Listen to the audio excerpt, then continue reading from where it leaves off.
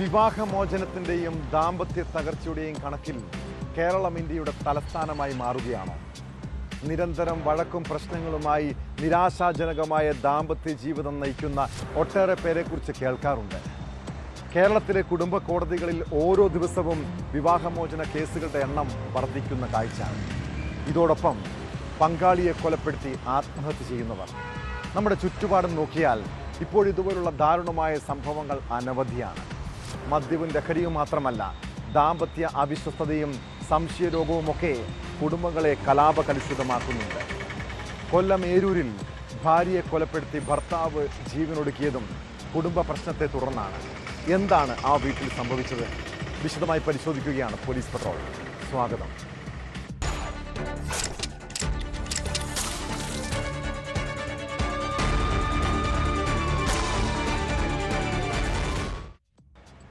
ദാമ്പത്യ ജീവിതത്തിൽ ഭാര്യ ഭർത്താക്കന്മാർ തമ്മിൽ പിണക്കവും ഇണക്കവും സ്വാഭാവികമാണ്.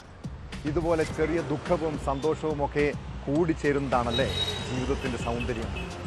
എന്നാൽ മദ്യപാനവും ലഹരിയും കുടുംബങ്ങളെ ചോരക്കളമാക്കുന്നുണ്ട്. കൊല്ലം ഏരൂരിലുണ്ടായ ദാരുണമായ സംഭവം ഒരു നാടിനെ മുഴുവൻ കണ്ണീരിലാഴ്ത്തിയിരിക്കുകയാണ്. കുടുംബ പ്രശ്നത്തെ തുടർന്ന് ഭാര്യയെ കൊലപ്പെടുത്തി ഭർത്താവ് ജീവനൊടുക്കിയതിൻ്റെ ഞെട്ടൽ ഇപ്പോഴും വിട്ടുമാറിയിട്ടില്ല. ഏരൂർ സ്വദേശി റെജിയാണ് ഭാര്യ പ്രശോഭയെ വെട്ടിക്കൊലപ്പെടുത്തി ആത്മഹത്യ ചെയ്തത്.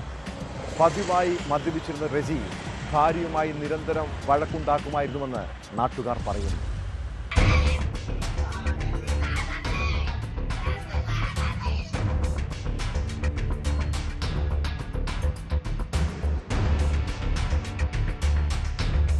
നാടിനെയാകെ നടുക്കിയ സംഭവം പുറത്തെറിഞ്ഞത് ഉച്ചയ്ക്ക് 1 മണിയോടെ. ഏരൂർ ചാഴിക്കുളം നിരപ്പിൽ സ്വദേശി 56-കാരനായ റെജി, ഭാര്യ 48 വയസ്സുള്ള പ്രശോഭ എന്നിവരാണ് മരിച്ചത്.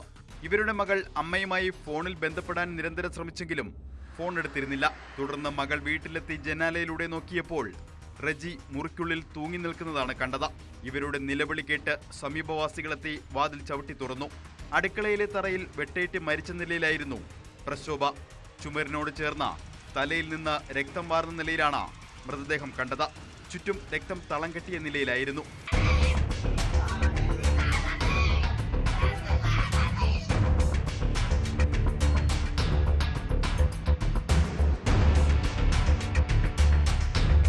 കുടുംബ പ്രശ്നങ്ങൾ മൂലം ഭാര്യയെ കൊലപ്പെടുത്തി റെജി ആത്മഹത്യ ചെയ്തതാണെന്നാണ് പോലീസിന്റെ പ്രാഥമിക നിഗമനം.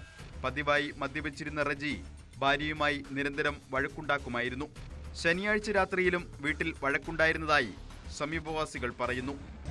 കഴിഞ്ഞ ദിവസം രാത്രി ചെറിയ ബഹളങ്ങളൊക്കെ ഉണ്ടായിരുന്നു എന്ന് പറയുന്നുണ്ട്. മകള് ഫോണിൽ വിളിച്ചിട്ടെടുക്കാതെ മകള് വന്നിവിടെ നോക്കിയപ്പോൾ ആള് തട്ടിയിട്ട് തുറക്കാതൊക്കെ വന്നപ്പോൾ തൊട്ടപ്പുറത്തെ വീട്ടുകാരെ വിളിച്ചു. അങ്ങനെ അവർ വന്ന് ജനലിൽക്കിടെ നോക്കിയപ്പോൾ തൂങ്ങി നിൽക്കുന്നതായിട്ട് വിളിച്ചു പറഞ്ഞാണ് വരുന്നത്. കതവ് ചവിട്ടി പൊളിച്ചകത്ത് കയറിയപ്പോൾ കണ്ടത് ഇങ്ങനെയാണ്. ഭാര്യ മരിച്ചിടക്കുന്നു, അപ്പുറത്ത് അദ്ദേഹം തൂങ്ങി നിൽക്കുന്ന ഒരു സാഹചര്യമാണ് കണ്ടത്. ഈ ഗൃഹനാഥൻ തൂങ്ങി മരിച്ച നിലയിൽ ഭാര്യ അടുക്കളയിൽ കിടക്കുന്ന രീതിയിലുമാണ് നമ്മൾ കൂടി കണ്ടത്.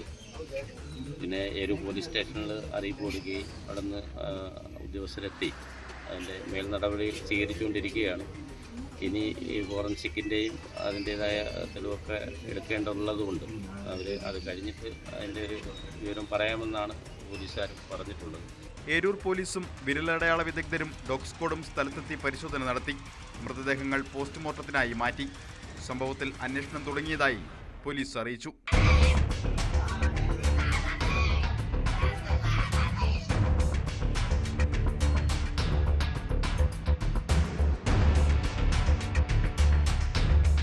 ന്യൂസ് 18 പുനലൂർ.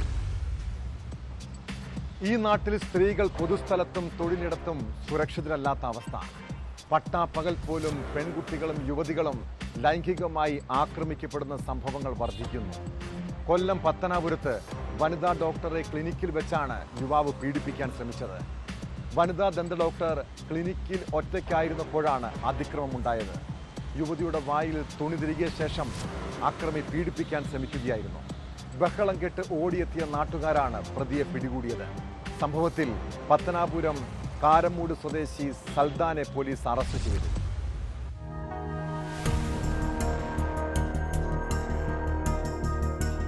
ശനിയാഴ്ച വൈകിട്ട് 6:45ഓടെയാണ് സംഭവം നടന്നത്. ക്ലിനിക്കിൽ വനിതാ ദന്ത ഡോക്ടർ ഒറ്റയ്ക്കായിരുന്നപ്പോഴായിരുന്നു ആക്രമണം.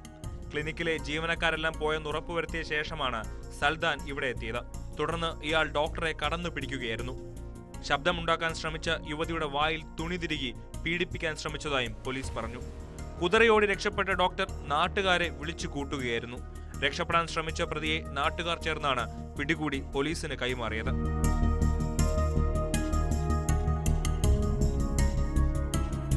പത്തനാപുരം കുണ്ടയം കാരമ്മൂട് സ്വദേശിയാണ് 25-കാരനായ സൽദാൻ. കോടതിയിൽ ഹാജരാക്കിയ പ്രതിയെ റിമാൻഡ് ചെയ്തു.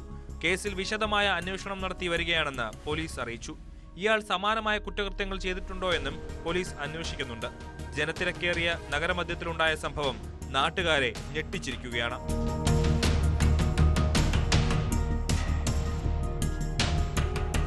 ന്യൂസ് 18 പുനലൂർ. നമ്മളൊരു അപകടത്തിൽപ്പെട്ടാൽ ആ സമയം രക്ഷകന്റെ റോളിൽ പലരും എത്താറുണ്ട്.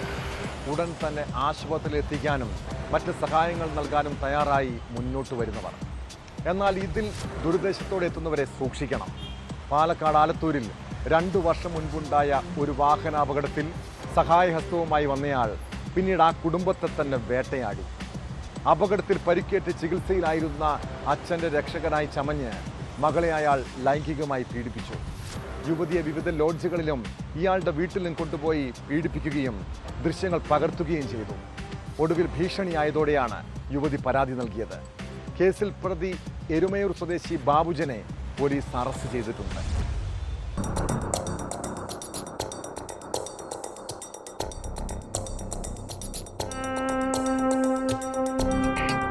യുവതിയെ പീഡിപ്പിക്കുകയും ദൃശ്യങ്ങൾ പകർത്തുകയും ചെയ്തെന്ന പരാതിയിലാണ് എരുമയൂർ ചേരാനാട് സ്വദേശി 49-കാരനായ ബാബുജാനെ ആലത്തൂർ പോലീസ് അറസ്റ്റ് ചെയ്തത്. 2 വർഷമായി യുവതിയെ വിവിധ ലോഡ്ജുകളിലും ഇയാളുടെ വീട്ടിലും കൊണ്ടുപോയി പീഡിപ്പിക്കുകയും ദൃശ്യങ്ങൾ പകർത്തുകയുമായിരുന്നുവെന്ന് പോലീസ് പറഞ്ഞു. യുവതിയുടെ അച്ഛൻ വാഹനാപകടത്തിൽ ഗുരുതരമായി പരിക്കേറ്റതിനെ തുടർന്ന് ചികിത്സയിലായിരുന്നു. ഇദ്ദേഹം ജോലി ചെയ്തിരുന്ന സ്വകാര്യ കമ്പനിയുടെ മറ്റൊരു ശാഖയിലെ ജീവനക്കാരനാണ് ബാബുജാൻ. യുവതിയുടെ അച്ഛന്റെ ചികിത്സാ കാര്യങ്ങൾക്കായി ഇയാളെയാണ് കമ്പനി ചുമതലപ്പെടുത്തിയിരുന്നത്.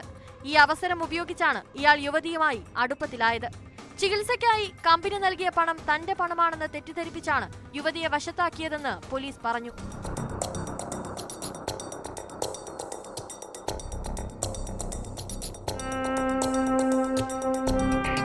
ചികിത്സ കഴിഞ്ഞ് അച്ഛൻ വീട്ടിലെത്തിയ ശേഷവും പീഡനം തുടരാൻ ശ്രമിച്ചപ്പോൾ യുവതി എതിർത്തു. അപ്പോഴാണ് ചിത്രങ്ങൾ കാണിച്ച് ഭീഷണിപ്പെടുത്തിയത്. ഇതേ തുടർന്ന് യുവതി ജീവനൊടുക്കാൻ ഒരുങ്ങിയതായും പറയുന്നു. തുടർന്ന് ഇവർ പോലീസിൽ പരാതി നൽകുകയായിരുന്നു. ബലാത്സംഗം, പട്ടികജാതിക്കാർക്കെതിരായ പീഡനം, IT വകുപ്പുകൾ ചുമത്തിയാണ് കേസെടുത്തിട്ടുള്ളതെന്ന് ആലത്തൂർ ഡിവൈഎസ്പി PN മുരളീധരൻ അറിയിച്ചു. ആലത്തൂർ കോടതിയിൽ ഹാജരാക്കിയ പ്രതിയെ റിമാൻഡ് ചെയ്തു.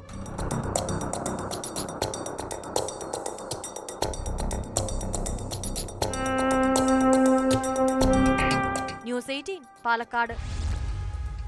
തുണിക്കടകളിൽ നിന്ന് വാങ്ങുന്ന വസ്ത്രങ്ങൾ അവിടെ വെച്ച് തന്നെ പലരും ഇട്ട് നോക്കാറുണ്ടല്ലേ? ഇതിനായി മിക്ക കടകളിലും ട്രയൽ റൂമുകളും സജ്ജമാണ്. ഇത്തരം മുറികളിൽ കയറുമ്പോൾ ഒന്ന് ശ്രദ്ധിക്കുന്നത് നല്ലതാണ് കേട്ടോ.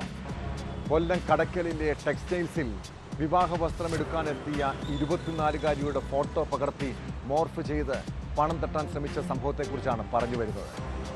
2024 ജൂലൈ 13-നാണ് കേസിനാസ്പദമായ സംഭവം ഉണ്ടായത്. യുവതിയുടെ പരാതിയിൽ പോലീസ് കേസെടുത്തതോടെ ജീവനക്കാരൻ ഒളിവിൽ പോയിരുന്നു. കേസിൽ 1 വർഷത്തിന് ശേഷം മുൻ ജീവനക്കാരനായ മൈനാഗപ്പള്ളി സ്വദേശി അജാസിനെ കടക്കൽ പോലീസ് അറസ്റ്റ് ചെയ്തു.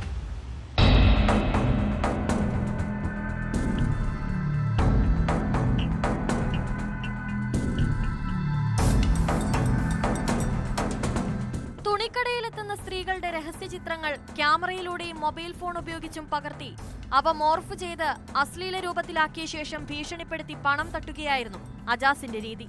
ഇതിനായി ഇയാൾ കടയിലെത്തുന്ന ഉപഭോക്താക്കളുമായി സൗഹൃദത്തിലാകുന്നതും പതിവായിരുന്നു. ഒടുവിൽ അജാസ് പിടിയിലായ സംഭവത്തെപ്പറ്റി പോലീസ് പറയുന്നത് ഇങ്ങനെ: 2024 ജൂലൈ 13-നാണ് 20-കാരി വിവാഹ നിശ്ചയത്തിനായി വസ്ത്രമെടുക്കാൻ കടയിലെത്തിയത്. പുതിയ വസ്ത്രം ധരിച്ചതിന് ശേഷം ഇയാളോട് ഫോട്ടോ എടുത്തു കാണിക്കാൻ പെൺകുട്ടി ആവശ്യപ്പെട്ടു. അജാസ് തന്റെ ഫോണിൽ പെൺകുട്ടിയുടെ ഫോട്ടോ എടുത്തു. കുറച്ച് ദിവസങ്ങൾക്ക് ശേഷം ആ ചിത്രം മോർഫ് ചെയ്ത് ഇയാൾ പെൺകുട്ടിയുടെ അമ്മയ്ക്ക് അയച്ചു നൽകി. 1 ലക്ഷം രൂപ നൽകിയില്ലെങ്കിൽ സമൂഹമാധ്യമങ്ങൾ വഴി പ്രചരിപ്പിക്കുമെന്ന് ഭീഷണിപ്പെടുത്തി. തുടർന്ന് പെൺകുട്ടി കടയ്ക്കൽ പോലീസിൽ പരാതി നൽകുകയായിരുന്നു.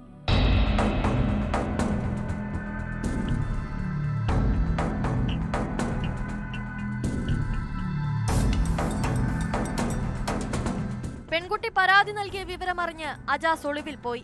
ഏറെക്കാലം ഫോൺ ഉപയോഗിക്കാതിരുന്ന ഇയാൾ കഴിഞ്ഞ ദിവസം ഫോണിൽ പുതിയ സിം കാർഡ് ഇട്ടതോടെ സൈബർ സെല്ലിന് വിവരം ലഭിച്ചു.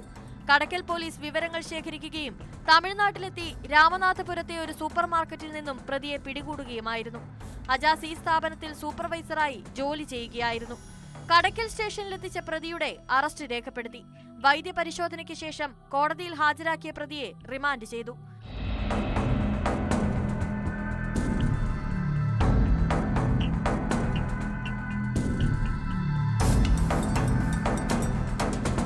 ന്യൂസ് 18 കൊട്ടാരക്കര. രാജ്യം കണ്ട കൊടും കുറ്റവാളി ഗോവിന്ദച്ചാമിയുടെ ജയിൽ ചാട്ടത്തിൽ ഞെട്ടിപ്പിക്കുന്ന CCTV ദൃശ്യങ്ങൾ പുറത്ത്. അതീവ സുരക്ഷയുള്ള സെല്ലിൽ നിന്ന് ഗോവിന്ദച്ചാമി പുറത്തു കടക്കുന്നത് നിഷ്പ്രയാസമാണെന്ന് ദൃശ്യങ്ങൾ കാട്ടിത്തരുന്നു. താഴ്ഭാഗത്തെ കമ്പി മുറിച്ച് സെല്ലിൽ നിന്ന് ഇഴഞ്ഞിറങ്ങുന്ന ദൃശ്യങ്ങളിൽ 3 തവണ തിരിച്ചു വന്ന് സാധനങ്ങൾ എടുക്കുന്നതും കാണാം. ജയിൽ വളപ്പിലെ സർക്കുലർ റോഡിലൂടെ ഗോവിന്ദച്ചാമി സഞ്ചരിക്കുന്ന ദൃശ്യവും ന്യൂസ് 18 ലഭിച്ചു. ജയിലിൽ ഗുരുതര സുരക്ഷാ വീഴ്ച ഉണ്ടായതിൻ്റെ ശക്തമായ തെളിവ് കൂടിയാണ് ഈ ദൃശ്യങ്ങൾ. ജയിൽ ചാട്ടത്തിന് ബാഹ്യശക്തിയുടെ പിന്തുണ ലഭിച്ചുവെന്ന ആരോപണം ശക്തമാകുമ്പോഴാണ് നിർണായക ദൃശ്യങ്ങൾ പുറത്തു വന്നിരിക്കുന്നത്.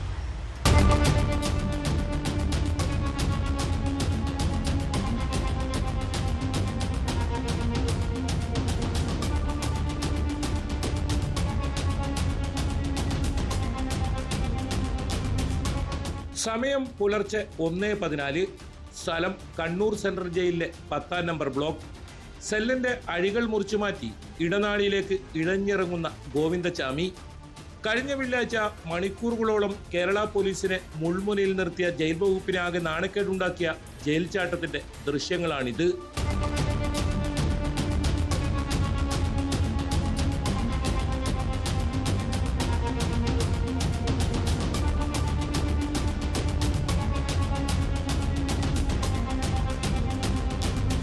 മൂന്ന് തവണ തിരിച്ചു വന്ന് സാധനങ്ങൾ എടുക്കുന്നതും ദൃശ്യങ്ങളിൽ വ്യക്തമാണ്.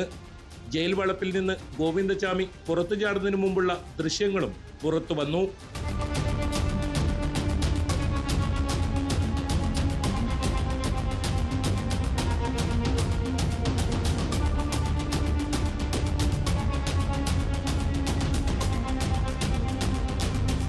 സെല്ലിന്റെ താഴ്ഭാഗത്തെ കമ്പികൾ മുറിച്ചുമാറ്റിയാണ് ഗോവിന്ദച്ചാമി പുറത്തേക്ക് കടക്കുന്നത്. പിന്നീട് 10ാം ബ്ലോക്കിന്റെ മതിൽ ചാടിക്കടന്നു. തുടർന്ന് വലിയ മതിലായ പുറം മതിൽ ചാടിക്കടന്നു. മതിൽ ചാടിക്കടക്കുമ്പോഴേക്കും സമയം 4 മണി കഴിഞ്ഞിരുന്നു. ജയിലുദ്യോഗസ്ഥർക്ക് ഗുരുതര വീഴ്ച സംഭവിച്ചുവെന്ന ആരോപണത്തെ സാധൂകരിക്കുന്നതാണ് പുറത്തു വന്നിരിക്കുന്ന ഈ ദൃശ്യങ്ങൾ. ഇയാളുടെ കയ്യിൽ ഒരു തുണിക്കെട്ടും കാണാം. സെല്ലിൽ നിന്ന് മുറിച്ചു മാറ്റിയ കമ്പികൾക്കിടയിലൂടെ ഇറങ്ങിയ ഗോവിന്ദച്ചാമി കമ്പികൾ പഴയപടി ചേർത്ത് വെക്കുന്നതും ദൃശ്യങ്ങളിലുണ്ട്. കൊടും കുറ്റവാളികളെ പാർപ്പിക്കുന്ന 10ാം ബ്ലോക്കിൽ ഈ സമയങ്ങളിലൊന്നും തന്നെ ഒരു സുരക്ഷാ ജീവനക്കാരനെ പോലും കാണാനില്ല. നിരന്തരം പരിശോധന നടക്കുന്നിടമായിരുന്നെങ്കിൽ ഇത്രയും സമയം ഇയാൾക്ക് ഇവിടെ ചിലവഴിക്കാൻ കഴിയുമായിരുന്നില്ല. 1.5 മാസത്തെ ആസൂത്രണമാണ് ജയിൽ ചാട്ടത്തിന് പിന്നിലെന്നാണ് ഇയാളുടെ മൊഴി. എന്നാൽ ദൃശ്യങ്ങൾ പുറത്തു വന്നതോടെ മാസങ്ങൾ നീണ്ട തയ്യാറെടുപ്പ് നടത്തിയിട്ടുണ്ടെന്ന് വ്യക്തം. ശരീരഭാരം കുറയ്ക്കലും വ്യായാമം ചെയ്യലും താടി വളർത്തലുമെല്ലാം ഇതിന്റെ ഭാഗമായുള്ളതായിരുന്നു. ദിവസങ്ങൾ കൊണ്ട് അറുത്ത കമ്പികൾ നൂല് കെട്ടി മറിച്ചതിന് ഗോവിന്ദച്ചാമി ജയിൽ ഉദ്യോഗസ്ഥർക്ക് നൽകിയ വിശദീകരണം പൂച്ച കയറാതിരിക്കാൻ അഴിയുടെ താഴ്ഭാഗം മറച്ചു എന്നാണ്. ഇത് വിശ്വസിക്കാൻ മാത്രം ബുദ്ധിശൂന്യനാണോ ജയിൽ ഉദ്യോഗസ്ഥർ എന്നതാണ് ഉയരുന്ന ചോദ്യം. രാത്രി 3 തവണ നടക്കേണ്ട പെട്രോളിംഗ് ജയിലിൽ ഉണ്ടായില്ല. CCTV നിരീക്ഷിക്കേണ്ട ഉദ്യോഗസ്ഥന്റെ അഭാവവും ഉണ്ടായി. ഗോവിന്ദച്ചാമി തുണികൾ ശേഖരിച്ചത് തിരിച്ചറിയാനായില്ല. ഇങ്ങനെ പിഴവുകൾ പലതാണ് സംഭവിച്ചത്. മുഖ്യമന്ത്രി നിയോഗിച്ച കമ്മീഷനും പോലീസും വകുപ്പ് തലത്തിൽ ഉദ്യോഗസ്ഥരും വ്യത്യസ്ത അന്വേഷണങ്ങൾ നടത്തുന്നുണ്ട്. അന്വേഷണങ്ങൾ മറുപടി പറയേണ്ടത് ഒട്ടനവധി സംശയങ്ങൾക്കാണ്.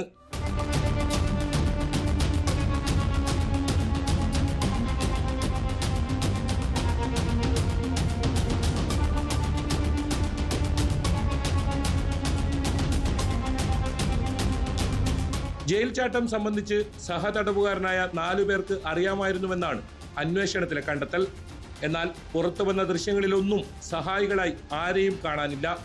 തളാപ്പിൽ ഉപേക്ഷിക്കപ്പെട്ട കെട്ടിടത്തിന് സമീപത്തെ കിണറ്റിൽ നിന്ന് രാവിലെ 10:45ഓടെയാണ് ഗോവിന്ദച്ചാമി പിടിയിലാകുന്നത്. ആദ്യം ഒളിച്ചിരുന്ന കെട്ടിടം പോലീസ് വളഞ്ഞതോടെയാണ് ഇവിടെ നിന്ന് പുറത്തുചാടി അടുത്തുള്ള കിണറ്റിൽ ഒളിച്ചിരുന്നത്.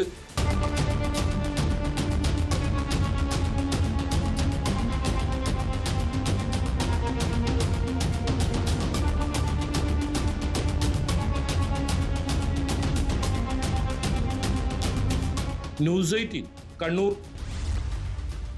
നമ്മുടെ നാട്ടിലെ ജയിലുകളിൽ കൊടും കുറ്റവാളികൾക്ക് പോലും എല്ലാ സൗകര്യവും സജ്ജമാണ്. ജയിലിനുള്ളിൽ ജോലി ചെയ്യാനും സഹതടവുകാരുമായി സംസാരിക്കാനും ഒക്കെ അവസരമുണ്ട്. എന്നാൽ കൊടും കുറ്റവാളികളെ അതീവ സുരക്ഷാ ജയിലുകളിലേക്ക് മാറ്റണമെന്നാണ് ഹൈക്കോടതി മുൻ ജഡ്ജി ജസ്റ്റിസ് CN രാമചന്ദ്രൻ നായരുടെ നിലപാട്. ഗോവിന്ദച്ചാമിയുടെ ജയിൽ ചാട്ടം അധികൃതരുടെ വീഴ്ചയാണ്. കൊടും കുറ്റവാളികളെ ജയിലുകളിലെ അടുക്കള ജോലിയിൽ നിന്ന് ഒഴിവാക്കണമെന്നും ജയിലിൽ നിന്ന് തന്നെ ആയുധങ്ങൾ കിട്ടുന്ന അവസ്ഥ ഉണ്ടാകരുതെന്നും അദ്ദേഹം പറഞ്ഞു.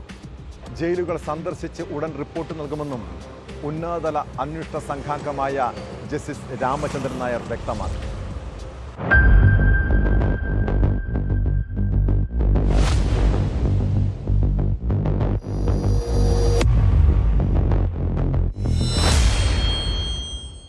ഏറെ വിവാദമായ ഗോവിന്ദച്ചാമിയുടെ ജയിൽ ചാട്ടത്തിന് ശേഷം സർക്കാർ തീരുമാനമെടുത്തിരിക്കുന്നത് എന്തുകൊണ്ടാണ് ഇത്തരം സംഭവങ്ങളുണ്ടായി, ഇനി എന്ത് അക്കാര്യങ്ങളിൽ ഇത്തരം കാര്യങ്ങൾ തടയുന്നതിന് വേണ്ടിയടക്കം നടപടികൾ സ്വീകരിക്കുക, എന്താണ് ജയിലുകളിൽ ഇപ്പോഴത്തെ ഒരു അവസ്ഥ, ഈ ഒരു സാഹചര്യങ്ങൾ ഇതൊക്കെ പഠിക്കാനും പരിശോധിക്കാനുമായി 2-അംഗ കമ്മീഷനെയാണ് ചുമതലപ്പെടുത്തിയിരിക്കുന്നത്. ജസ്റ്റിസ് CN രാമചന്ദ്രൻ നായരും അതോടൊപ്പം തന്നെ മുൻ DGP ആയിരുന്ന ജേക്കബ് പുന്നൂസിനെയും ചുമതലപ്പെടുത്തിയിരിക്കുന്നു. നമുക്കൊപ്പം ശ്രീ ജസ്റ്റിസ് CN രാമചന്ദ്രൻ നായർ ചേരുന്നു. സാറ്, ഇതിൻ്റെ ഒരു നടപടിക്രമങ്ങൾ, അത്തരം കാര്യങ്ങളൊന്ന് വിശദീകരിക്കാമോ? ഇനി എന്താണ് ഉടൻ ചെയ്യാൻ പോകുന്നത്? അല്ല, മുഖ്യമായിട്ട് ഞങ്ങൾ പ്രതീക്ഷിച്ചിരിക്കുന്നത് ടേംസ് ഓഫ് റെഫറൻസാണ്. എന്തെല്ലാമാണ് പരിഗണനാ വിഷയങ്ങൾ, അത് കിട്ടിയിട്ട് വേണം ഞങ്ങൾക്ക് ജോലി തുടങ്ങാനായിട്ട്. ഞാൻ പറയാമല്ലോ, കേരളത്തിലെ ജയിൽ പോലീസ് സംവിധാനമൊക്കെ മറ്റ് സംസ്ഥാനങ്ങളിൽ നിന്ന് വളരെ മെച്ചപ്പെട്ടതാണ്. പക്ഷേ വളരെ അപൂർവമായിട്ട് മാത്രം ഇങ്ങനത്തെ സംഭവങ്ങൾ ഉണ്ടാകുന്നു. ഇത് തടയാൻ, ഇതിനി ആവർത്തിക്കാണ്ടിരിക്കാനാണ് ഗവൺമെൻറ് ഈ കമ്മീഷൻ നിയമിച്ചിട്ടുള്ളത്. അപ്പോൾ അതിനുവേണ്ടിയുള്ള നിർദ്ദേശങ്ങളെല്ലാം കൊടുക്കുക എന്നുള്ളതാണ് ഞങ്ങളുടെ മെയിൻ ഉദ്ദേശം. അപ്പം ഫോക്കസ്, ഗവൺമെൻറ്റിൻ്റെ ഫോക്കസ് ജയിലിലെ സുരക്ഷയാണ്. ഒരു കാരണവശാലും ജയിലിൽ നിന്ന് പ്രതികൾ രക്ഷപ്പെടരുത്. നിയമ സംവിധാനത്തിന് അനുകൂലമായ ആശ്രിതമായിട്ട് അവിടെ പെരുമാറണം. കൊടും കുറ്റവാളികളെ, ഇങ്ങനെയുള്ള ജയിൽ ചാടാനും മറ്റും ശ്രമിക്കുന്നവരെ ഇടാനായിട്ട് അങ്ങനത്തെ ഒരു ജയിൽ ഉപയോഗിക്കും. അപ്പോൾ അതല്ലേ ഗവൺമെൻറ് ഈ പ്രതിയെ തന്നെ, ഈ കുറ്റം ചെയ്ത ആളെ തന്നെ കൊണ്ടുവന്ന് ഇപ്പോൾ അതീവ സുരക്ഷാ ജയിലിൽ വിയ്യൂരിലാക്കിയെന്ന് പത്രത്തിൽ റിപ്പോർട്ട് കണ്ടു. തടവുകാരാണ് ജയിലിലെ ജോലികൾ ചെയ്യുന്നത്, മുഖ്യമായിട്ടും അടുക്കള. അതുകൂടാതെ ഇപ്പോൾ അവർ ചപ്പാത്തി ഉണ്ടാക്കി കറി ഉണ്ടാക്കി വിൽക്കുന്നു. അങ്ങനെ വ്യവസായമായിട്ട് തന്നെ നടത്തുന്നുണ്ട് ജയിലുകളിൽ, സെൻട്രൽ ജയിലുകളിലൊക്കെ. അപ്പം അവർക്ക് ഇങ്ങനെ കിട്ടുന്ന ടൂൾസ്, ഈ അടുക്കള ഉപകരണങ്ങൾ എന്ന് പറഞ്ഞാൽ വാസ്തവത്തിൽ അതെല്ലാം ആയുധങ്ങളാണ്. കത്തി, വാക്കത്തി, അതുപോലെ കൊടാലി, ഇങ്ങനെയുള്ള വലിയ ശക്തിയായിട്ട് ഉപയോഗിക്കാവുന്ന ഉപകരണങ്ങളാണ്. അതിൻ്റെ എല്ലാം ദുരുപയോഗം തീർച്ചയായിട്ടും അപകടം വരുത്തി വയ്ക്കും, അല്ലെങ്കിൽ ജയിലിൻ്റെ സുരക്ഷയെ ബാധിക്കും. അതിൻ്റെ കമ്പിയൊക്കെ മുറിക്കണമെങ്കിൽ ഒരു ദിവസം കൊണ്ടൊന്നും മുറിച്ചു തീർക്കാൻ പറ്റിയില്ല. അതെല്ലാം ശ്രദ്ധയിൽപ്പെടാഞ്ഞിട്ടാണ് കാലക്രമേണ ഇങ്ങനെയുള്ള കാര്യങ്ങൾ ചെയ്യാൻ അവർക്ക് സാധിക്കുന്നത്. ജയിലധികൃതരുടെ അടുത്തുനിന്ന് വീഴ്ച ഉണ്ടാകാൻ തീർച്ചയായിട്ടും സാധ്യതയുണ്ട്. കാര്യം വെച്ചാൽ അല്ലെങ്കിൽ ഒരിക്കലും ഒരു ജയിലിൻ്റെ അഴി അറുത്ത് ഒരു പ്രതി പുറത്തു പോകാൻ സാധിക്കരുത്. ഏതായാലും ഇത്തരം ഈ ജയിൽ ചാട്ടത്തെ തുടർന്ന് ഇപ്പോൾ കമ്മീഷൻ രൂപീകരിച്ചിരിക്കുന്നു. അത് ടേംസ് ഓഫ് റെഫറൻസിലെ എന്തെല്ലാം കാര്യങ്ങൾ വ്യക്തമാക്കും, അതനുസരിച്ചായിരിക്കും മുന്നോട്ട് പോകുക. എങ്കിൽ കൂടിയും ജയിൽ സുരക്ഷ വർദ്ധിപ്പിക്കേണ്ടത് സംബന്ധിയായ കാര്യങ്ങളിൽ തീർച്ചയായും ഇനിയും അത്തരം മാർഗനിർദ്ദേശങ്ങൾ കമ്മീഷൻ്റെ ഭാഗത്തുനിന്ന് ഉണ്ടാകും എന്നൊരു സൂചന തന്നെയാണ് അദ്ദേഹം നൽകുന്നത്. കൊച്ചിയിൽ നിന്ന് ക്യാമറമാൻ ശ്യാംലാലിനൊപ്പം ഡാനി പോൾ, ന്യൂസ് 18. കൊലപാതക പരമ്പര നടന്ന കർണാടകയിലെ ധർമ്മസ്ഥലയിൽ നിർണായക നീക്കങ്ങളിലേക്ക് കടക്കുകയാണ് പ്രത്യേക അന്വേഷണ സംഘം. മുൻ ശുചീകരണ തൊഴിലാളിയുടെ മൊഴി രേഖപ്പെടുത്തൽ പൂർത്തിയായതോടെ മൃതദേഹങ്ങൾ കുഴിച്ചിട്ടെന്ന് വെളിപ്പെടുത്തിയ പ്രദേശം SIT വിശദമായി പരിശോധിക്കും. ആദ്യഘട്ടത്തിൽ ആധുനിക സാങ്കേതിക സംവിധാനങ്ങൾ ഉപയോഗിച്ചായിരിക്കും പരിശോധന. സുരക്ഷാ ഭീഷണി കണക്കിലെടുത്ത് മംഗളൂരുവിലായിരുന്നു ശുചീകരണ തൊഴിലാളിയുടെ മൊഴി രേഖപ്പെടുത്തൽ. 15 മണിക്കൂർ നീണ്ട മൊഴിയെടുപ്പ് പൂർത്തിയായതോടെ അന്വേഷണ ഉദ്യോഗസ്ഥർ ധർമ്മസ്ഥലയിലെത്തിയിട്ടുണ്ട്.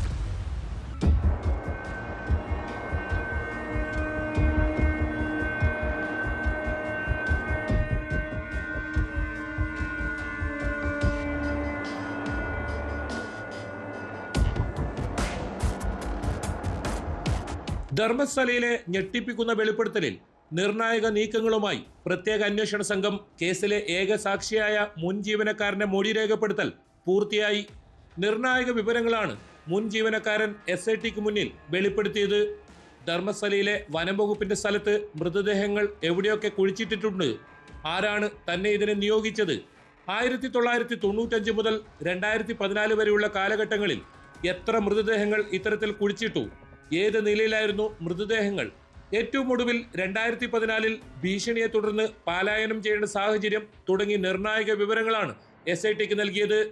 സുരക്ഷ കണക്കിലെടുത്ത് മംഗളൂരുവിലെ കദ്രി പാർക്കിന് സമീപമുള്ള ഇൻസ്പെക്ഷൻ ബംഗ്ലാവിൽ വെച്ചായിരുന്നു മൊഴി രേഖപ്പെടുത്തൽ. അഭിഭാഷകർക്കൊപ്പം എത്തിയായിരുന്നു മൊഴിയെടുപ്പ്. മൊഴി രേഖപ്പെടുത്തൽ പൂർണ്ണമായും ക്യാമറയിൽ ചിത്രീകരിച്ചിരുന്നു.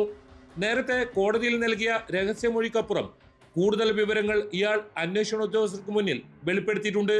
മൃതദേഹങ്ങൾ കുഴിച്ചിട്ട സ്ഥലം ഇപ്പോഴും കൃത്യമായി അറിയാമെന്നും മുൻ ജീവനക്കാരൻ അന്വേഷണ ഉദ്യോഗസ്ഥരോട് വ്യക്തമാക്കി.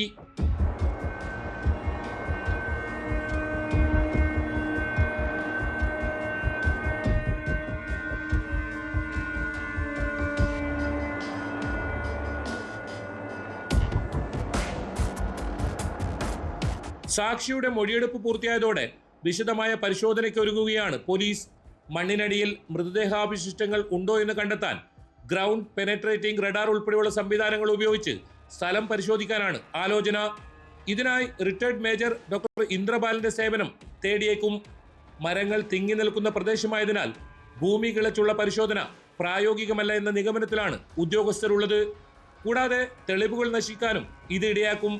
അഭിഭാഷകരുടെ സാന്നിധ്യത്തിൽ ശുചീകരണ തൊഴിലാളിയെ സ്ഥലത്തെത്തിച്ചായിരിക്കും പരിശോധന. മാധ്യമങ്ങൾക്കുൾപ്പെടെ പ്രവേശനമുണ്ടാകില്ല. 200 മീറ്റർ ചുറ്റളവിൽ ബാരിക്കേഡ് സ്ഥാപിക്കും. മൃതദേഹാവശിഷ്ടങ്ങൾ കണ്ടെത്തിയാൽ പ്രദേശം സീൽ ചെയ്ത് പോലീസ് കാവൽ ഏർപ്പെടുത്താനുമാണ് തീരുമാനം.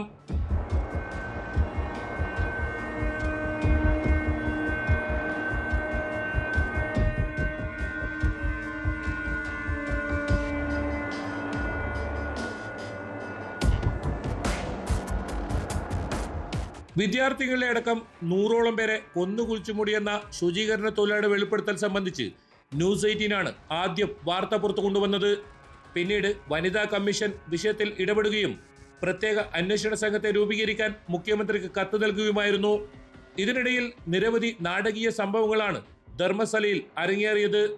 സംഭവം അന്വേഷിക്കാനായി 20 അംഗ പ്രത്യേക സംഘത്തെയാണ് കർണാടക സർക്കാർ രൂപീകരിച്ചിട്ടുള്ളത്. കർണാടക DGPയുടെ മേൽനോട്ടത്തിലാണ് അന്വേഷണം.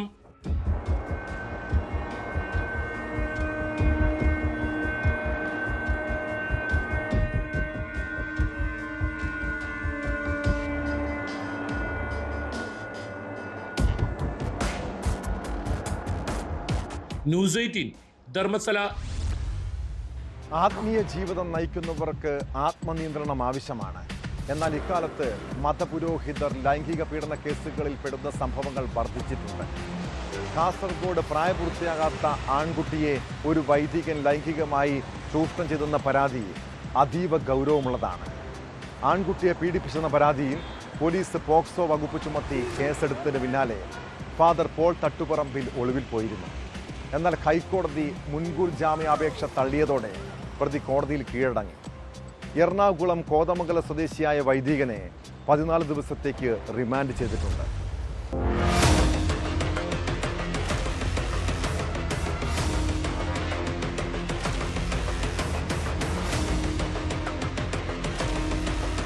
പീഡന കേസിൽ പ്രതിയായ വൈദികൻ കോടതിയിൽ കീഴടങ്ങി.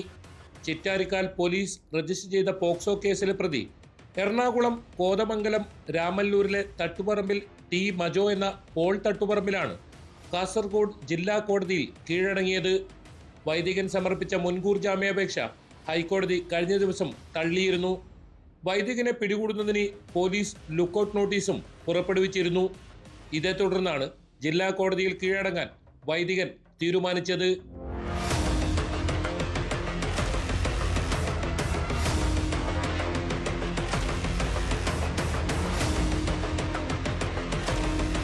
പ്രായപൂർത്തിയാകാത്ത ആൺകുട്ടിയെ പീഡിപ്പിച്ചുവെന്നാണ് വൈദികനെതിരെയുള്ള കേസ്. ജില്ലാ കോടതിയും ഇയാളുടെ ജാമ്യാപേക്ഷ നേരത്തെ തള്ളിയിരുന്നു.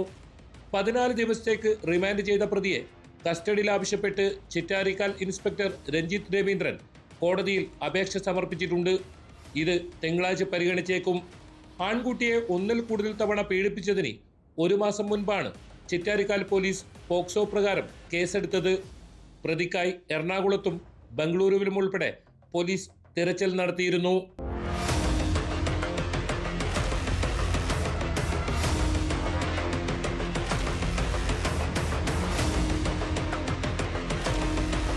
ന്യൂസ് 18 കാസർഗോഡ്. ഇടുക്കി ചെമ്മണ്ണാറിൽ ജ്യേഷ്ഠനെയും ഭാര്യയെയും യുവാവ് വെട്ടിപ്പരിക്കേൽപ്പിച്ച കേസ് പോലീസ് പെട്രോൾ കഴിഞ്ഞ ദിവസം റിപ്പോർട്ട് ചെയ്തിരുന്നു. ഇരു കുടുംബങ്ങളും തമ്മിൽ പ്രശ്നങ്ങളും സംഘർഷവും പതിവായിരുന്നുവെന്നാണ് വിവരം. അതിനിടെ പ്രതിയുടെ വീട്ടിൽ നിന്ന് പോലീസ് ലൈസൻസ് ഇല്ലാത്ത തോക്ക് കണ്ടെത്തി. സേനാപതി വട്ടപ്പാറ സ്വദേശി ബിനോയുടെ വീട്ടിൽ നിന്നാണ് തോക്ക് കണ്ടെത്തിയത്. സ്വത്ത് തർക്കത്തെ തുടർന്ന് സഹോദരൻ സണ്ണിയുടെ വീട്ടിൽ കയറിയാണ് ബിനോയ് അതിക്രൂരമായ ആക്രമണം നടത്തിയത്.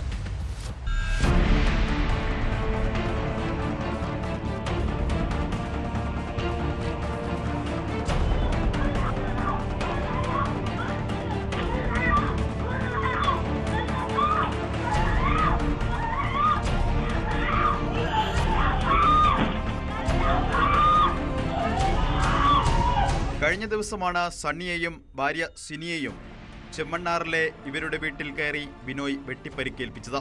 വീട്ടിലെത്തിയ ബിനോയ് ആദ്യം സിനിയെ ആക്രമിച്ച ശേഷം വീടിനകത്തായിരുന്ന സണ്ണിയെയും ആക്രമിക്കുകയായിരുന്നു. ആക്രമണത്തിന് ശേഷം ഇവിടെ നിന്ന് പോയ ബിനോയിയെ വട്ടപ്പാറയിലെ വീട്ടിൽ നിന്നുമാണ് ഉടുമ്പൻചോല പോലീസ് പിടികൂടിയത്. ഈ സമയത്താണ് തോക്കും കണ്ടെടുത്തത്.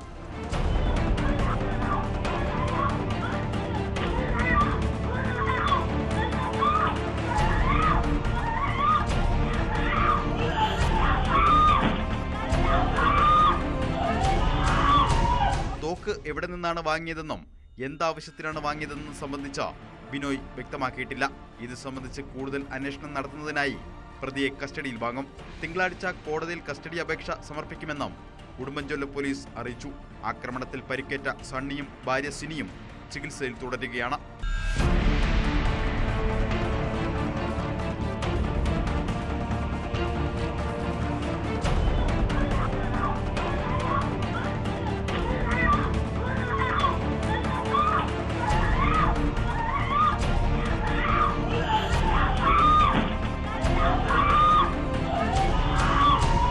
ന്യൂസ് 18 ഇടുക്കി. ലഹരി മാഫിയ സംഘങ്ങൾ ഇപ്പോൾ ഇടപാടുകൾക്ക് രംഗത്തിറക്കുന്നത് യുവതികളെയാണ്. അവരെ സംശയിക്കാനുള്ള സാധ്യത കുറവാണ്. പരിശോധനയും അത്ര എളുപ്പമല്ല. എന്നാൽ പോലീസിൻ്റെയും എക്സൈസിൻ്റെയും നോട്ടപ്പുള്ളികളായാൽ യുവതികൾക്ക് മേൽ കൃത്യമായ നിരീക്ഷണമുണ്ടാകും.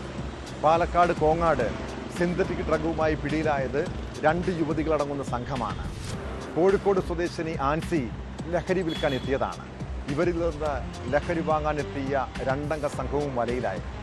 പോലീസിന്റെ പരിശോധനയിൽ 54 ഗ്രാം മെത്തഫിറ്റമിൻ പിടിച്ചെടുത്തിട്ടുണ്ട്.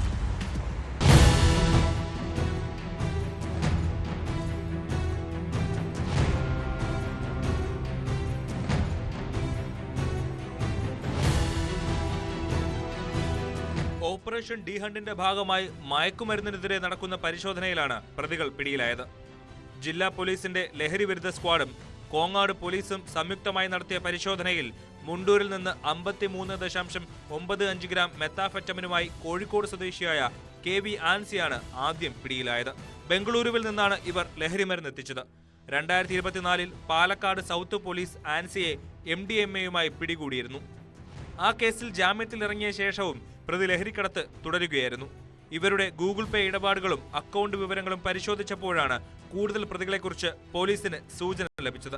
ഇതിന്റെ അടിസ്ഥാനത്തിൽ മലപ്പുറം സ്വദേശികളായ നൂറ തസ്നി, മുഹമ്മദ് സാലിഹ് എന്നിവരെ മുണ്ടൂർ പൊരിയാനി ഭാഗത്ത് വെച്ച് കസ്റ്റഡിയിലെടുത്തു. വിശദമായി ചോദ്യം ചെയ്തപ്പോൾ ഒന്നാം പ്രതിയായ ആൻസിയിൽ നിന്ന് MDMA വാങ്ങാൻ വന്നതാണെന്ന് ഇവർ സമ്മതിച്ചതായി പോലീസ് പറഞ്ഞു. ഇവർ സഞ്ചരിച്ച ഇന്നോവ കാറും പോലീസ് കസ്റ്റഡിയിലെടുത്തു.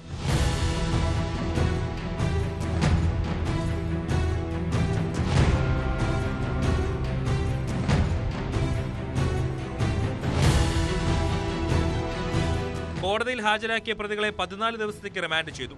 പാലക്കാട് ജില്ലാ പോലീസ് മേധാവി അജിത് കുമാർ IPSന്റെ നിർദ്ദേശപ്രകാരം Mannarkkad DYSP Santhosh Kumar, Palakkad narcotic cell DYSP Abdul Muneer എന്നിവരുടെ നേതൃത്വത്തിലായിരുന്നു പരിശോധന. Kongad inspector Sujith Kumar R, sub inspector Vivek V, ASI-മാരായ സജീഷ്, പ്രശാന്ത്, ജെയിംസ്, ഷീബ, SCPO-മാരായ സാജിദ്, സുനിൽ, പ്രസാദ്, CPO-മാരായ ധന്യ VV, സൈഫുദ്ദീൻ A എന്നിവരും പരിശോധനയിൽ പങ്കെടുത്തു.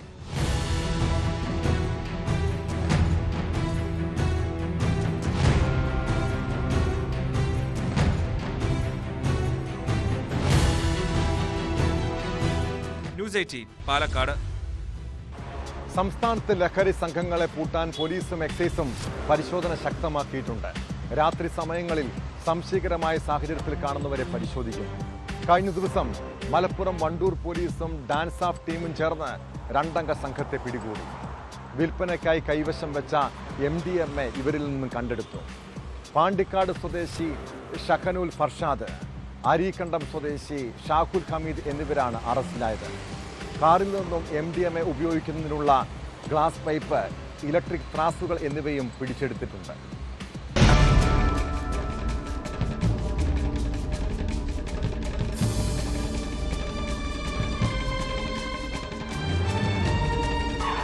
പാണ്ടിക്കാട് ഒറവംപുറം സ്വദേശി കുന്നുമ്മൽ ഷഹനുൽ ഫർഷാദ്, അരീക്കണ്ടം പാക്കു സ്വദേശി ഷാഹുൽ ഹമീദ് എന്നിവരെയാണ് SI സജി MR അറസ്റ്റ് ചെയ്തത്. വണ്ടൂർ ടൗണിലും പരിസരങ്ങളിലും കാറിൽ കറങ്ങി നടന്ന് ആവശ്യക്കാർക്ക് MDMA എത്തിച്ചു കൊടുക്കുന്നുണ്ടെന്ന രഹസ്യ വിവരത്തെ തുടർന്ന് ഡാൻസ് ഓഫ് ടീം ഇവരെ നിരീക്ഷിച്ചു വരികയായിരുന്നു. വണ്ടൂർ പുളിക്കലിൽ ഇവർ കാറുമായി നിൽക്കുന്നുണ്ടെന്ന വിവരം ലഭിച്ച് സ്ഥലത്തെത്തിയ ഡാൻസ് ഓഫ് സംഘത്തെ കണ്ട് പ്രതികൾ രക്ഷപ്പെടാൻ ശ്രമിച്ചു. തുടർന്ന് കാർ തടഞ്ഞ് പ്രതികളെ സാഹസികമായി പിടികൂടുകയായിരുന്നു.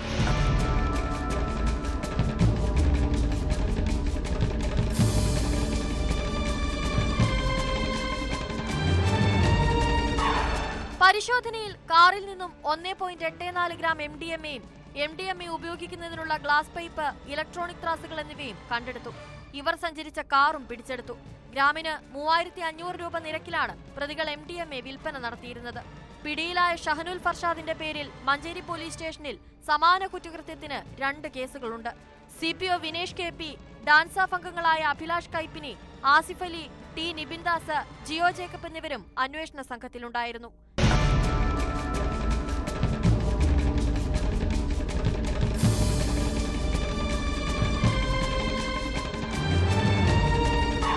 News 18 Tirur.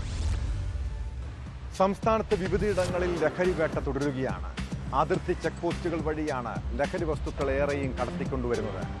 Neyyattinkara Amaravila excise check പോസ്റ്റിൽ ഹാഷിഷ് ഓയിലും മെത്തഫിറ്റുമിനുമായി യുവാവ് പിടിയിലായി.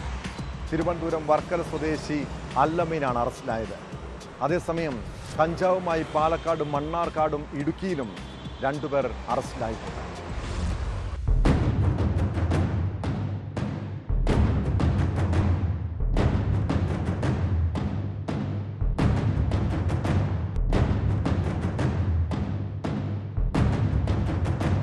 അമരവിള എക്സൈസ് ചെക്ക് പോസ്റ്റിൽ ഹാഷിഷ് ഓയിൽ, മെത്താഫിറ്റമിൻ എന്നിവയുമായാണ് വർക്കല സ്വദേശി അല്ലമീൻ പിടിയിലായത്. ബംഗളൂരുവിൽ നിന്ന് തിരുവനന്തപുരത്തേക്ക് വരികയായിരുന്ന ബസ്സിലെ യാത്രക്കാരനായിരുന്നു ഇയാൾ. പാൻസിന്റെ പോക്കറ്റിലാണ് ലഹരി വസ്തുക്കൾ ഒളിപ്പിച്ചിരുന്നത്. 1.9 ഗ്രാം ഹാഷിഷ് ഓയിലും 1.8 ഗ്രാം മെത്താഫെറ്റമിനുമാണ് എക്സൈസ് പിടികൂടിയത്. പ്രതിയുടെ സംഘത്തിലെ മറ്റു ചിലരെക്കുറിച്ചും വ്യക്തമായ സൂചനകൾ ലഭിച്ചതായി എക്സൈസ് സംഘം പറഞ്ഞു.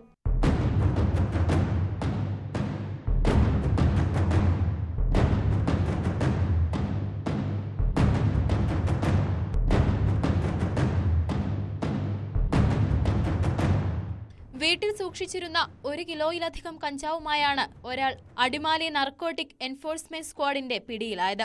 ലക്ഷ്മി എസ് വളവ് കോളനി സ്വദേശി അജീഷാണ് പിടിയിലായത്. തമിഴ്നാട്ടിൽ നിന്നും കഞ്ചാവ് വാങ്ങി കല്ലാർ, മാങ്കുളം, മൂന്നാർ മേഖലകളിൽ വിൽപ്പന നടത്തുന്നതിനായി വീട്ടിൽ സൂക്ഷിച്ചിരിക്കുകയായിരുന്നു.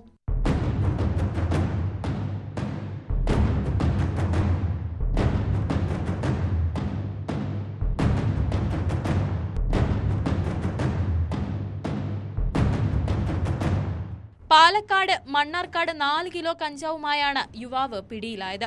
ചെത്തല്ലൂർ ആനക്കുഴി വീട്ടിൽ പ്രകാശൻ എന്ന ഉണ്ണിമോനെയാണ് തെങ്കരയിൽ നിന്ന് പിടികൂടിയത്. ജില്ലാ ലഹരിവിരുദ്ധ സ്ക്വാഡും മണ്ണാർക്കാട് പോലീസും സംയുക്തമായാണ് വാഹന പരിശോധന നടത്തിയത്. പ്രകാശൻ സഞ്ചരിച്ചിരുന്ന ബൈക്കും പോലീസ് കസ്റ്റഡിയിലെടുത്തു.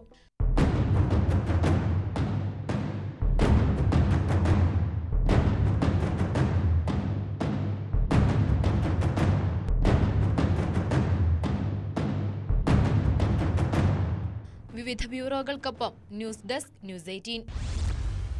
കൊല്ലം തേവലക്കര സ്കൂളിലെ വിദ്യാർത്ഥി മിഥുൻ ഷോക്കേറ്റ് മരിച്ച സംഭവത്തിൽ KSEBിക്ക് ഗുരുതര വീഴ്ച പറ്റിയെന്ന് റിപ്പോർട്ട്. വൈദ്യുതി ലൈന് താഴെ ഷെഡ് നിർമ്മിച്ചതിൽ വീഴ്ച സംഭവിച്ചെന്ന് KSEB ചീഫ് സുരക്ഷാ കമ്മീഷണറുടെ റിപ്പോർട്ടിൽ ചൂണ്ടിക്കാട്ടുന്നു. ഉദ്യോഗസ്ഥരുടെ വ്യക്തിഗത വീഴ്ച കണ്ടെത്താൻ വിശദമായ അന്വേഷണം വേണമെന്നും നിർദ്ദേശമുണ്ട്. എന്നാൽ വീഴ്ച സംഭവിച്ചെന്ന് കണ്ടെത്തിയെങ്കിലും ആർക്കെതിരെയും നടപടിക്ക് ശുപാർശയില്ല.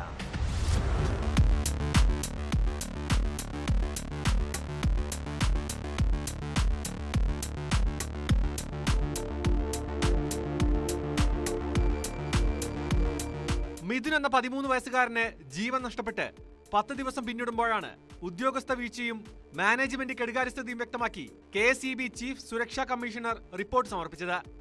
ലൈനിന് താഴെ ഷെഡ് നിർമ്മിച്ചതിൽ KSEB ഉദ്യോഗസ്ഥർക്ക് വീഴ്ച പറ്റിയെന്ന് റിപ്പോർട്ടിൽ പറയുന്നു. 8 കൊല്ലം മുൻപ് ഷെഡ് നിർമ്മിച്ചപ്പോൾ സ്കൂൾ മാനേജ്മെന്റ് അനുമതി തേടിയിരുന്നില്ല. മാത്രമല്ല, ലൈനിലേക്ക് സുരക്ഷിത അകലമില്ലെന്നതും വ്യക്തമാണ്. ഇത് ബോധ്യപ്പെട്ടിട്ടും സ്കൂളിന് നോട്ടീസ് നൽകി പരിഹരിക്കാൻ വേണ്ട നടപടി സ്വീകരിച്ചില്ലെന്നും റിപ്പോർട്ടിൽ ചൂണ്ടിക്കാട്ടുന്നു. എന്നാൽ വീഴ്ച സംഭവിച്ചെന്ന് കണ്ടെത്തിയെങ്കിലും ആർക്കെതിരെയും നടപടിക്ക് റിപ്പോർട്ടിൽ ശുപാർശയില്ല. അതിന് ചില കാരണങ്ങളും ചീഫ് സുരക്ഷാ കമ്മീഷണർ മുന്നോട്ട് വയ്ക്കുന്നുണ്ട്. ഷെഡ് പണിതത് ഇപ്പോഴത്തെ അസിസ്റ്റന്റ് എഞ്ചിനീയറുടെ കാലത്തല്ല. അപകടത്തിന് 2 ദിവസം മുൻപ് അവിടെ പോസ്റ്റ് സ്ഥാപിക്കാൻ നിലവിലെ അസിസ്റ്റന്റ് എഞ്ചിനീയർ നിർദ്ദേശം നൽകിയിരുന്നു. ഷെഡിന്റെ ഒരു ഭാഗം പൊളിച്ച് പോസ്റ്റിട്ട് ലൈൻ ഉയർത്താമെന്നായിരുന്നു നിർദ്ദേശം. എന്നാൽ മാനേജ് കമ്മിറ്റി ചേർന്ന ശേഷം അറിയിക്കാമെന്നായിരുന്നു മാനേജറുടെ പ്രതികരണമെന്നും നടപടി വൈകിയതിന് കാരണമായി റിപ്പോർട്ടിൽ വ്യക്തമാക്കുന്നു. നേരത്തെ ചീഫ് സുരക്ഷാ കമ്മീഷണർ റിപ്പോർട്ട് ലഭിച്ച ശേഷം ഉദ്യോഗസ്ഥർക്കെതിരെ നടപടിയെടുക്കുമെന്നായിരുന്നു മന്ത്രി പറഞ്ഞിരുന്നത്. പക്ഷേ റിപ്പോർട്ടിൽ നടപടിക്ക് ശുപാർശയില്ലാത്തതിനാൽ കൂടുതൽ അന്വേഷണങ്ങൾക്ക് ശേഷമേ വകുപ്പ് തല നടപടികളിലേക്ക് കടക്കാനാകൂ. നേരത്തെ വിദ്യാഭ്യാസ വകുപ്പ് നടത്തിയ അന്വേഷണത്തിൽ കുട്ടികളുടെ സുരക്ഷ ഉറപ്പാക്കുന്നതിൽ ഗുരുതരമായ കൃത്യവിലോപം നടന്നതായി കണ്ടെത്തിയതോടെ സ്കൂൾ മാനേജ്മെന്റ് പിരിച്ചുവിട്ടിരുന്നു.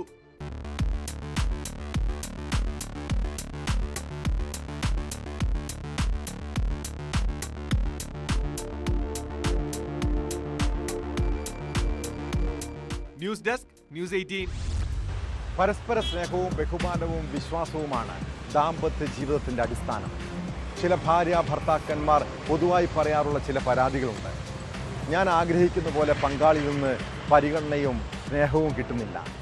എന്നെ കേൾക്കാനോ എൻ്റെ ഇഷ്ടങ്ങൾ മനസ്സിലാക്കാനോ തയ്യാറാകുന്നില്ല. കുടുംബജീവിതമെന്നാൽ ഭാര്യയെ അടിച്ചമർത്തലല്ലെന്ന് ഭർത്താക്കന്മാർ തിരിച്ചറിയണം. അതുപോലെ തന്നെ ഭർത്താവുമായി ജീവിതം പങ്കുവെക്കാൻ ഭാര്യമാരും ഒന്ന് ശ്രമിച്ചു നോക്കുക. ജീവിതം ഒന്നേ ഉള്ളൂന്നേ.